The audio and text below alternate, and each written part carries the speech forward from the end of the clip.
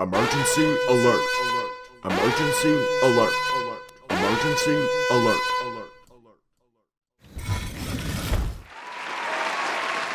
Hello and welcome back to the Not Podcast. That's because I'm your co-host, but the bro host is not here today.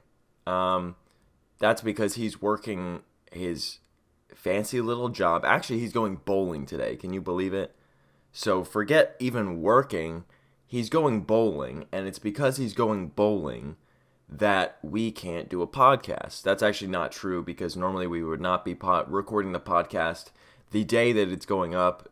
This is Tuesday as of recording, and this is Tuesday as of you watching this, so it's a little last minute, but he said that he was too busy over the weekend to record a podcast. I guess that's the challenges of being an employed man, right?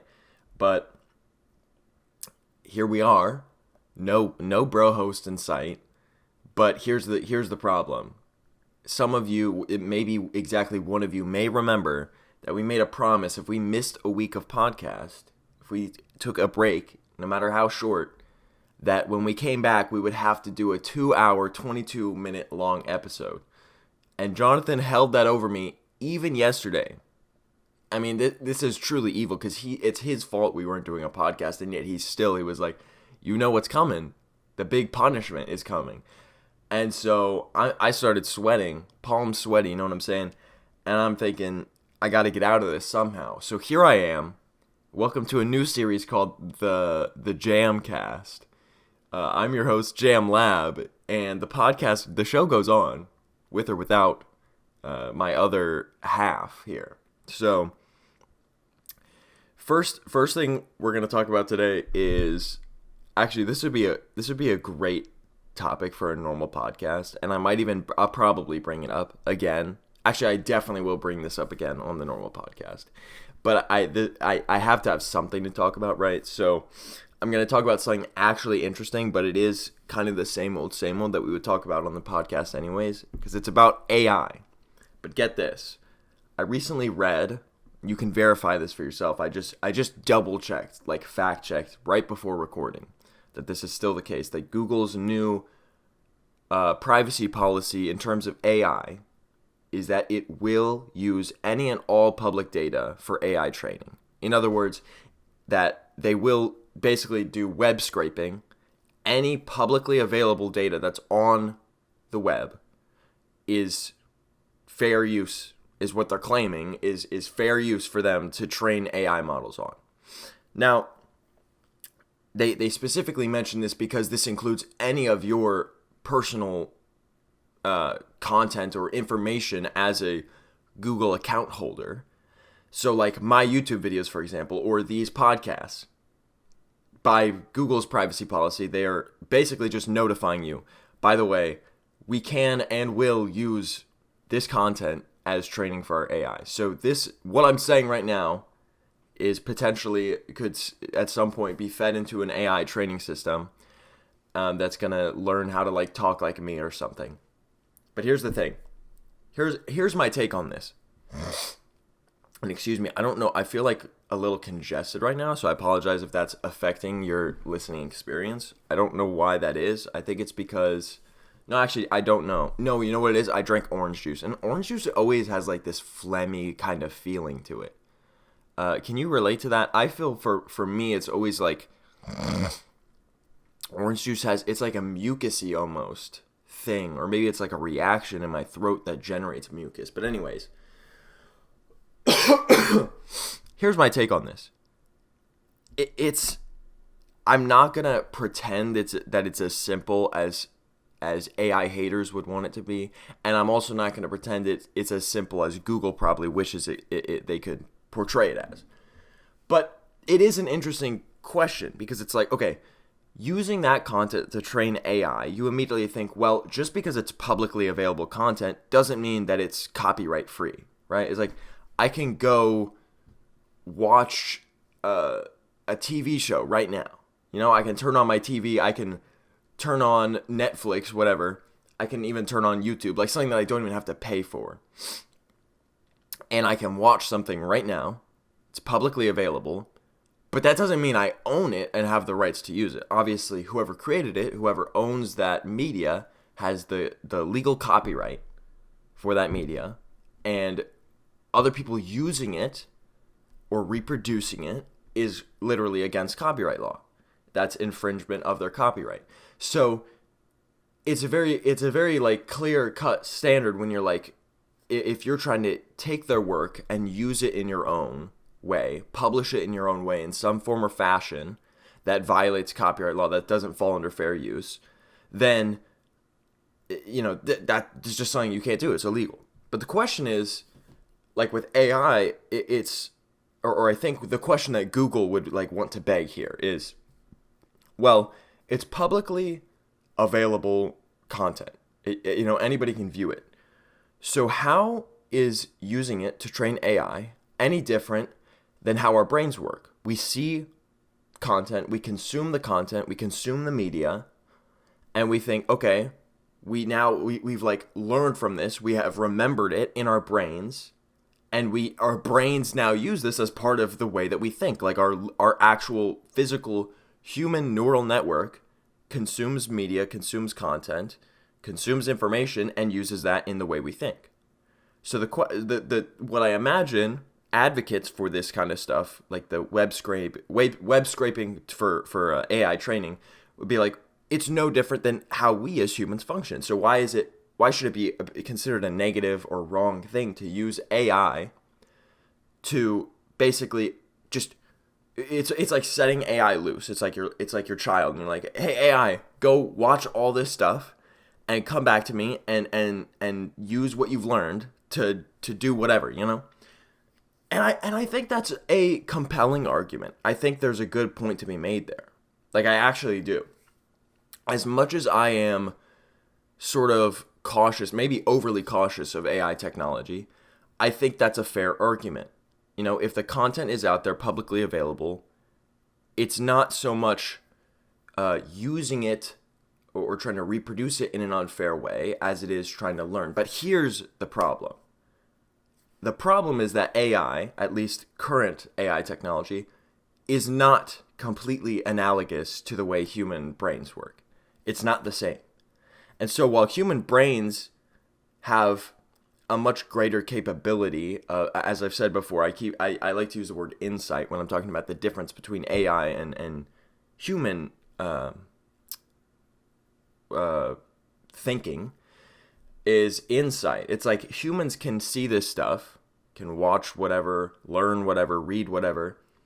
And yes, some of this is just like observational behaviors that we're taking in, or just straight up information we're memorizing. But then there's another layer on top of that, where just reading the stuff or watching the stuff, provides us some information, but we're able to, like, on top of that, form a larger conclusion, or maybe have some kind of insight on top of that. Or literally just out of pure, creativity, create our own thoughts, completely unique to what we're seeing, but based on what we're seeing, like inspiration. And AI doesn't really work in that same way, where I guess you could call it inspiration, but it's learning these things, and it's literally just observing patterns, recording those patterns, and creating a big web of patterns, which it uses to recreate what it's seen. It's not creating something new at all, it's recreating. And so that's where that's where it gets into the territory of like, okay, is this, just observing and learning, or is it observing and replicating, copying? And then once you start talking about, well, really what AI is doing is it's copying, it's seeing, and it's reproducing what it's seen, that sounds a lot like an issue of copyright infringement. So that's my take on it. I really wish we had the chance, maybe our first guest on the podcast, we could get a advanced machine learning expert on the show to help break down some of this for us and maybe answer some questions. But obviously that's never going to happen, and I'm just joking. But that would be pretty cool, because I do feel like there's some things that I don't know. Even though I do know a lot about computers, computer science, and this stuff, I would like to consider myself knowledgeable on it. I will admit there's definitely stuff I don't know about AI. And most people, that's the case, because it's such a new thing, and it's like, constantly changing and getting better, and there's stuff behind the scenes that these companies are doing that the public hasn't even seen yet. So we don't even know, as well as some of these companies, like maybe Google does, just how much there is behind the scenes that's going on. So it's something that remains to be seen. That's pretty much all I have on Google, though. I want to take a brief intermission, if you've made it this far, to talk about the art for this episode. So I drew this all pretty quickly, as you can probably tell. I was like, again, in desperation, I was like, I can't do a 2-hour, 22-minute, 22-second podcast. I don't have the wherewithal. I don't want to do it. So this was the result of my frantic efforts to prevent that in any way possible. Now, Jonathan doesn't even know that I'm doing this, so it remains to be seen whether or not he'll accept this as a podcast episode worthy of, or that's worthy of not requiring a 2-hour episode after this. Like, hopefully this doesn't count as a break.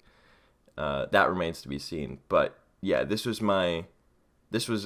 drawn up in a frenzy last night as I was trying to think of how I can make something that's worthy enough of being, quote unquote, a podcast episode. So things that I know Jonathan is going to hate about it, it's not animated. There's no animation.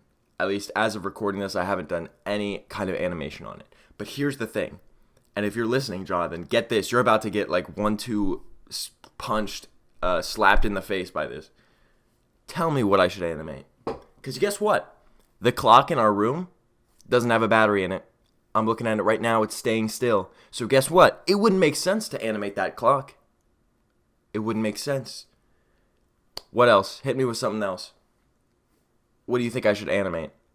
The chicken statue that is incapable of moving? That's what I thought. How is a chicken statue going to move? What else should I animate? My own person? No. I'm actually sitting really still right now, so it's accurate. Oh, but I know what you're thinking. There's a lava lamp there on the edge. How come? I mean, it's a lava lamp, for goodness sake. Make it lava-y. Well, guess what? My lava lamp has not been plugged in for probably a year, so this is actually incredibly, incredibly accurate to what it looks like right now sitting on my desk. It is a solid lava lamp. In conclusion, you better enjoy this background because it took me a marginal amount of effort. And, yeah. Smash this video with a like, though, and a comment. You know, it would actually be crazy. It would be so crazy if this video outperformed any of our other podcasts. That would be really funny. And I could hold that over Jonathan's head forever. So if you are watching this, actually, smash the like button so hard. Smash the subscribe button so hard. Leave, like, if you were about to leave 1 comment, leave 3. If you were about to leave no comments, leave 12. You know what I'm saying? Our next topic, though, for today, I'm going to keep this podcast brief, by the way. So, and that's not because I'm lazy. It's not because this is a last-minute effort. It's because I don't want to waste all these great topics for when I could talk about them with Jonathan on the real podcast. So, but yeah, next topic, and this is a big one, is Skibidi toilet. Now, so many of you, maybe many of you know what I'm talking about, but possibly many of you don't. I actually asked Jonathan last night if he knew what Skibidi toilet was, and he said no, which was only mildly shocking to me because he informed me that he's like doing an internet detox. I don't know if that's intentional or not, but he said he has not been online in a while. So, you know, who knows? Maybe if we had done a podcast, it would have been dry anyways, because what is there to talk about if it's not online? But Skibidi toilet is the latest craze in, I guess, the meme sphere of the internet. But here's the thing. A little backstory. It started as basically like a YouTube poop using like Source Filmmaker. You know, like the old school Gmod YouTube poops. And it's of the like the G-Man, like the default man 3D model, or one of them. It's just like the most generic 3D human model, and it's his head inside a toilet, generic toilet model, and he's singing a remix of this Skibidi bop bop yes yes song, and that's literally what it is, and that's how it started, as like a YouTube poop. Like, from what I understand, it was like satire. It was making fun of. It was just making fun. It was just satire. It was just a YouTube poop. I don't know, but for some reason, it, like, people loved it, and by people I mean like probably 5-year-olds.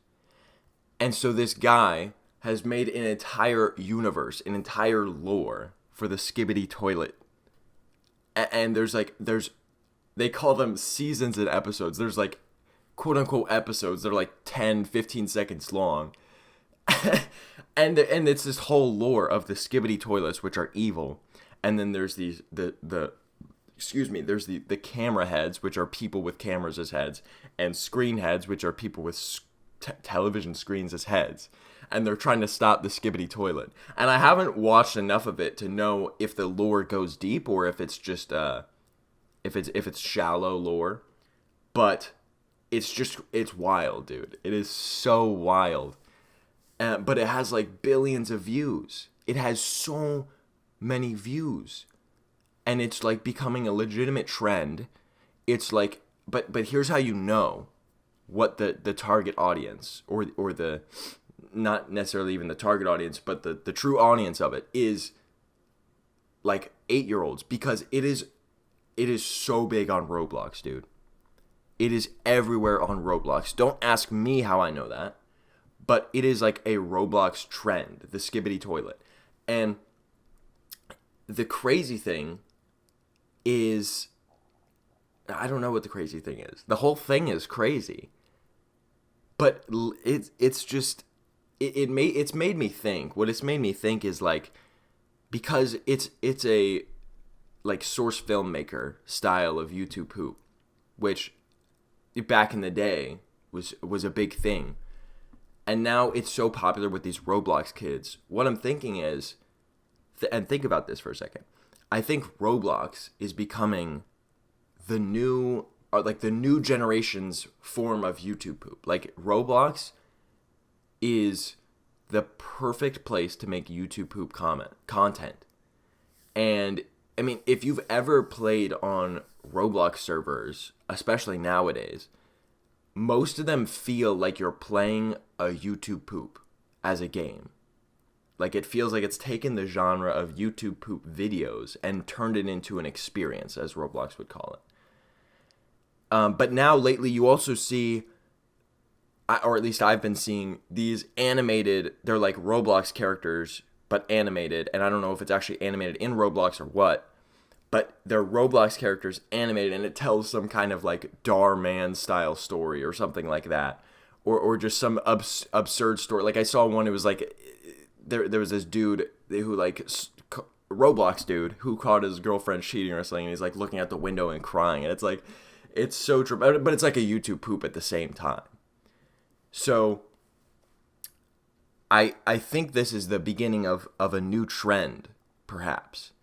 And you have to think, at some point, the people who made YouTube poops, like when I was young, they're going to be old, and they're going to be like, you know what, this isn't funny anymore, and they're going to stop making YouTube poops. But YouTube poops are not going to die. You know, it's an eternal flame. So who's going to pick up the torch? It's going to be the youngsters on Roblox, and we're going to see a whole new generation of content produced as a result of that. And I think Skibidi Toilet, despite not being originally animated in Roblox, seeing how pervasive it is through the Roblox community, I think it's just showing that crossover between the community that likes YouTube poops, like Skibidi Toilet, like absolutely just stupid, nonsensical videos, and there's this overlap with people that play Roblox, and it's like, this community is overlapping. This is sort of like a herald of what the future is going to be, you know? But that's all I really have for today. If you haven't seen Skibidi Toilet, go check it out. It's so awesome, and you're going to get absolutely wrapped up in the lore. I'll see. Well, I don't actually know. So we're going on the beach. We're going on the beach. Yeah. We're going to the beach next week. We're leaving in a couple days. So whether or not there's going to be a podcast next Tuesday, it remains to be seen. We're maybe going to have to record one ahead of time, hopefully, and have one up. Because if there's not a podcast at the beach, then all of this work was it was put to waste anyways, because then we're going to have to do a 2-hour episode. You know what? The point is, I'm not doing a 2-hour episode. So for your sake, for my sake, I know you don't want it either. I don't want it. Only person who wants it is Jonathan. We're not doing a 2-hour podcast. Hopefully we'll see you next week, though. And by we, I mean me, because, well, I can't say we because the bro host isn't here. But for now, this has been your co-host and not your bro host, giving you all the latest updates on Google being a terrible company and Skibidi Toilet. But yeah, then this has been your co-host, and I'll see ya. See ya later.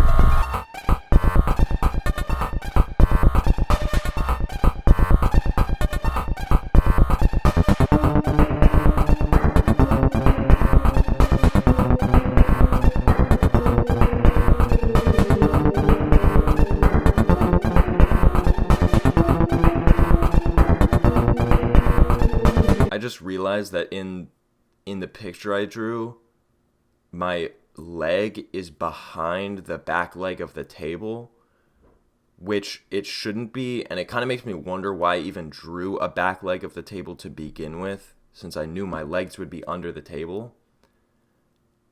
But now I kind of feel like leaving it in there, and especially if I don't now, this isn't going to make sense if I make this the post-credits scene of the podcast. So if you have an attentive eye, maybe you've noticed it, but I'll leave it in there as a social experiment.